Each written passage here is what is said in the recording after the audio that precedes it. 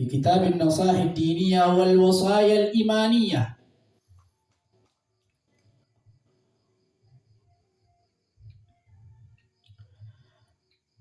Fala yatamakkanu bisababi dzalik minal a'mal shalihat allati yatamakkanu minha al-asihhaul farikun. Fabham ha huna qawlihi ta'ala wa faddalallahu al-mujahidina 'alal qa'idina ajran 'azima.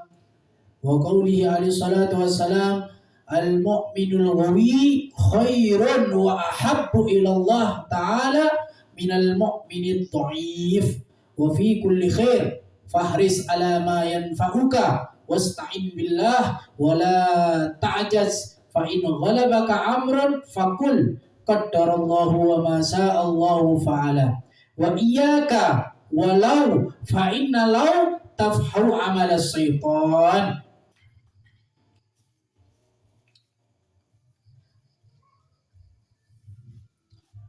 Kita akan melanjutkan pembahasan yang kemarin. Jadi pembahasan kemarin itu orang yang menghabiskan waktu sehatnya, waktu luangnya di dalam maksiat kepada Allah, sehingga dengan sebab itu dia membuat Allah murka, membuat Allah marah. Fahuwa khasirun mamqut, maka itu adalah orang yang khasir, yang rugi, mamkut, dan orang yang dibenci oleh Allah Subhanahu wa ta'ala. Dia habiskan sehatnya, waktu luangnya.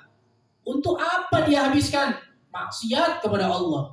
Dia habiskan untuk bermaksiat, untuk hal-hal yang dilarang oleh Allah dia lakukan. Maka dengan perbuatan tersebut dia membuat Allah marah, membuat Allah murka. Fahuwa khasir, itu adalah orang yang khasir, orang yang rugi. Kasihan dia.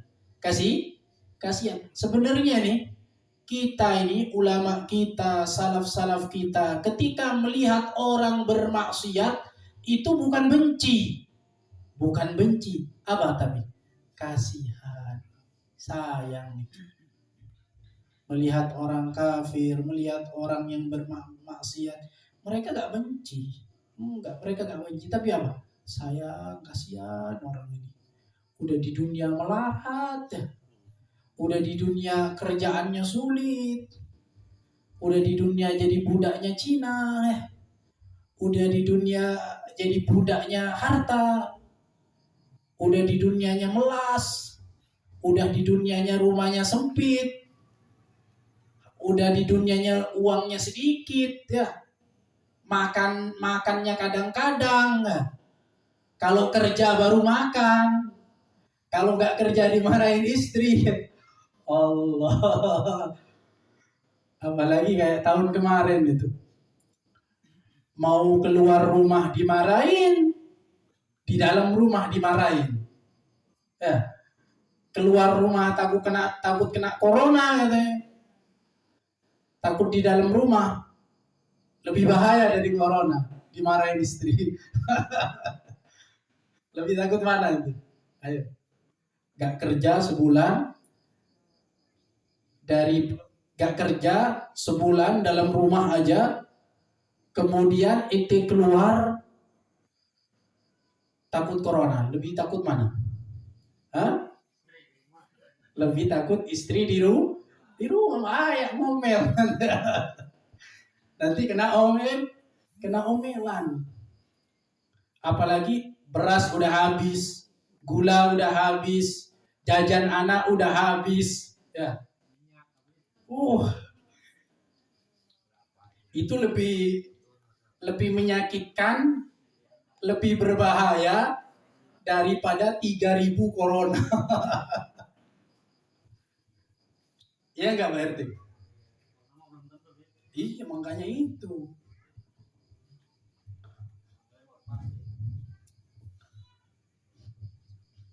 Kalau corona belum tentu ya. Kalau di rumah pasti diomelin ya.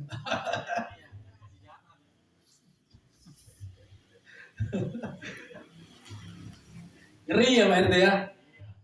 Intinya pembahasannya ngeri ini berarti.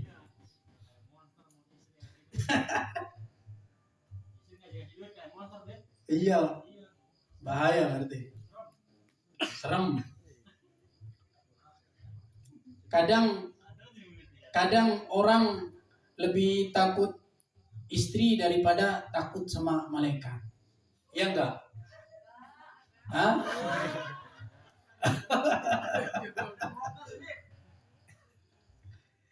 Kalau iya kadang bener, bukan enggak, bener emang. Ya. Seumpamanya anak tanya, ente ngapain enggak sholat? Iya beb, sayang beb, ini orderan Grab lumayan beb, 300.000. Orderan Grab lumayan nih beb, 50.000. Kalau saya sholat dulu hilang ini beb.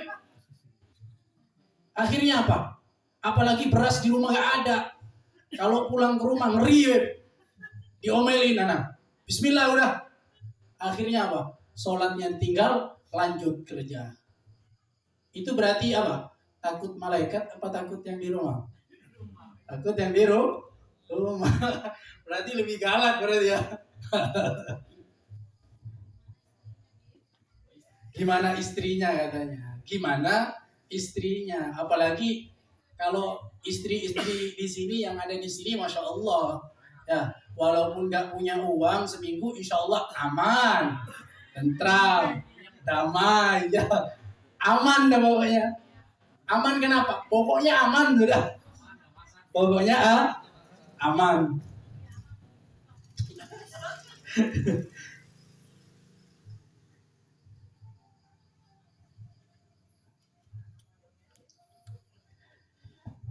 Walaisa bimakbun.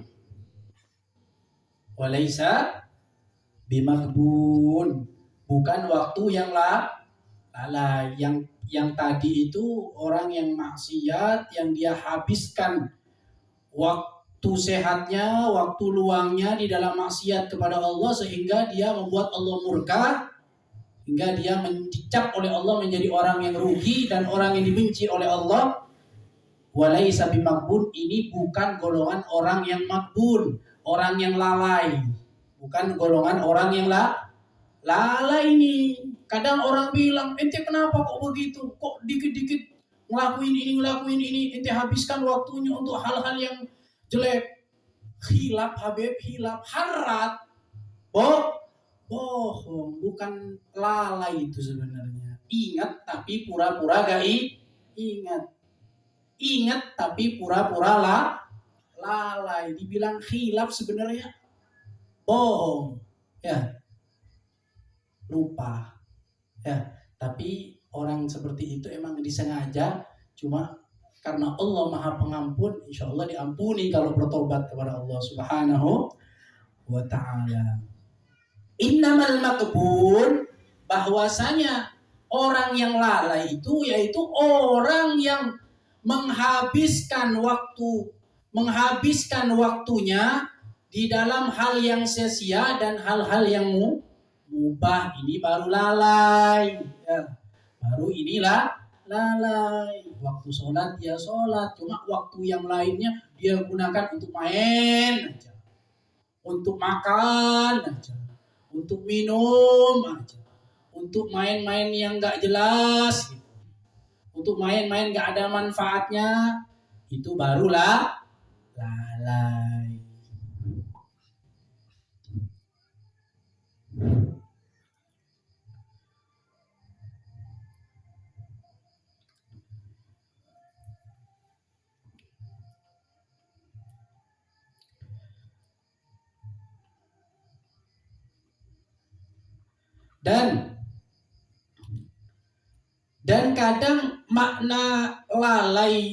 Dan kadang makna lalai di sini fisiha wal farok, di dalam waktu sehat dan waktu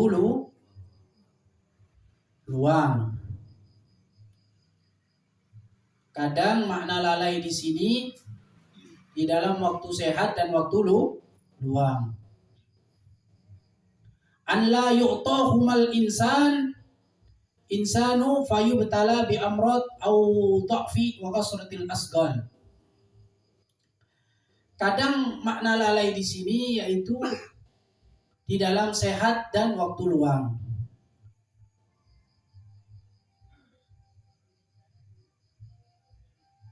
Yaitu manusia yang tidak diberikan keduanya oleh Allah, yaitu manusia yang tidak diberikan keduanya oleh Allah, tidak diberikan kesehatan dan tidak diberikan waktu luang.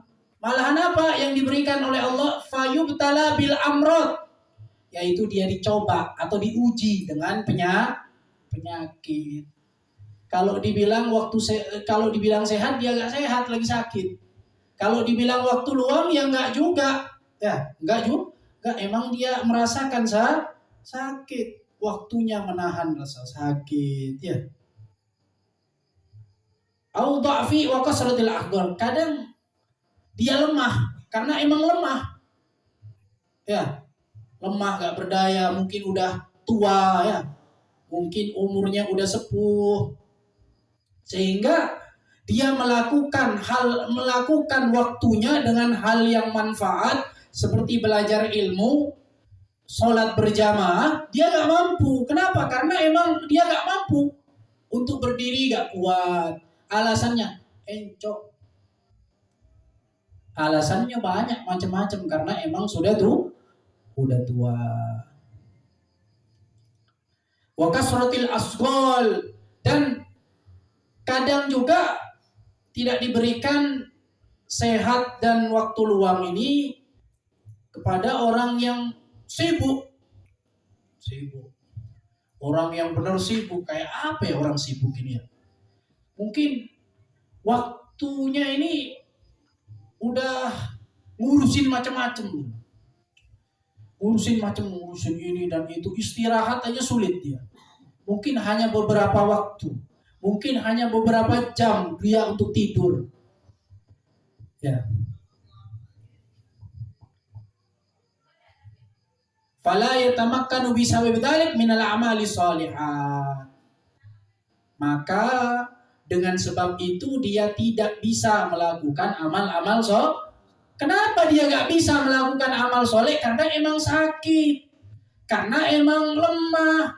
Karena emang sibuk. Kalau kita dibilang sibuk, pantas gak? Nih, Anda tanya sama yang di sini. Kalau kita nih dibilang sakit ya enggak, ya alhamdulillah enggak sakit ya. Dibilang enggak mampu ya alhamdulillah mampu kan? Berjalan mampu, makan mampu. Ya, ngasih nafkah istri mampu. Kalau dibilang kasratul asghal, sangat sibuk. Kira-kira dibilang sangat sibuk cocok enggak? Enggak juga. Berarti kita ini enggak ada alasan berarti. Enggak ada alasan untuk apa? Sholat berjamaah, enggak ada alasan ninggalin sholat, enggak ada alasan ninggalin ibadah sunnah, enggak ada alasan untuk mencari ilmu karena emang enggak ada alasannya. Karena emang enggak ada alasannya. Sakit enggak. Mampu, ya mampu. Banyak dibilang sangat sibuk, ya enggak juga. Berarti kita ini mampu. Mungkin, kenapa kita ini kok hadirnya kadang hadir enggak, kadang enggak gitu. Berarti emang dasarnya apa? Dasarnya ada penyakit males berarti. Ya enggak? Kalau dibilang sibuk, ya enggak juga. Betul nggak ini? Benar nggak katanya Imam Haddad ini? Sangat benar. Alladzi yatamakkanu minha al-asihhaul farigun. Yang semestinya bisa dilakukan al-asihhaul farigun oleh orang-orang yang sehat. Al-farigun yaitu orang yang yang dalam keadaan waktu luang ya. Karena emang orang ini gak mampu ya, sakit, gak mampu, kemudian sangat sibuk, ya gak bisa dia ngelakuin. Emang keadaannya seperti itu. Tapi kalau orang yang mampu gak ada alasan, alasan. Fafham hahuna qaulihi ta'ala. Maka pahami, kata Habib Abdullah. Paham. Maka pahami oleh kalian semua. Pahami di sini qauli ta'ala, perkataan Allah Subhanahu wa taala, wa faddalallahu al-mujahidina 'alal qa'idina ajran 'azima. Wa faddalallahu al-mujahidin. Allah memberikan keunggulan. Allah memberikan keutamaan kepada orang yang berjihad 'alal qa'idin, atas orang yang duduk, ajron azima, dengan balasan yang besar. Pastinya orang yang berjihad itu lebih afdal daripada orang yang hanya duduk ibadah. Lebih afdal. Wa qauli alaihi salatu wassalam. Juga Nabi SAW bersabda, al-mu'minul ghawi khairun wa ahabba ilallah ta'ala minal mu'minid dhaif. Al-mu'minul ghawi, orang mukmin yang kuat, orang mukmin yang berotot, yang kuat, khairun, itu lebih afdal, lebih utama, wa ahabba ilallah, dan lebih Allah cintai, minal mu'minid dhaif, daripada orang mukmin yang lemah. Orang mukmin yang kuat, yang gagah berani, itu lebih afdal dan lebih dicintai oleh Allah daripada orang mukmin yang tidak mampu, dari orang mukmin yang lemah. Wa fi kulli khair, di setiap segala keadaan. Kenapa kok begitu? Iya, orang mukmin yang kuat, dia bisa melakukan sholat jamaah, dia bisa berjuang, dia bisa berdakwah, dia bisa ini, dia bisa itu, dia bisa ini, mampu segalanya.